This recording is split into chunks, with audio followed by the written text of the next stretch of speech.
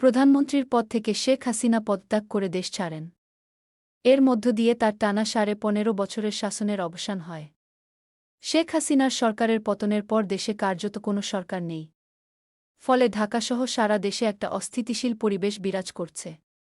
পরিস্থিতি স্থিতিশীল করতে আন্দোলনকারী শিক্ষার্থী এবং রাজনৈতিক দলগুলোর নেতারা দ্রুত সময়ের মধ্যে অন্তর্বর্তীকালীন সরকার গঠনের তাগিদ দিয়ে আসছেন।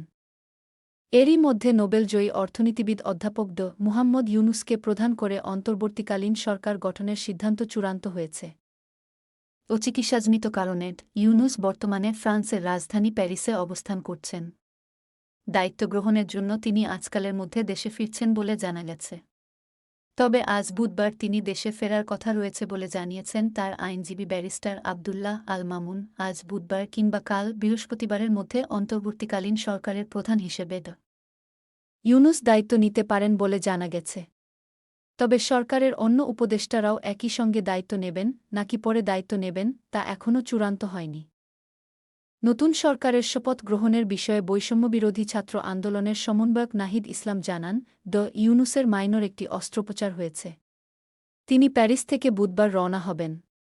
ওই দিন রাত অথবা বৃহস্পতিবার সকালে তিনি ঢাকা পৌঁছাবেন।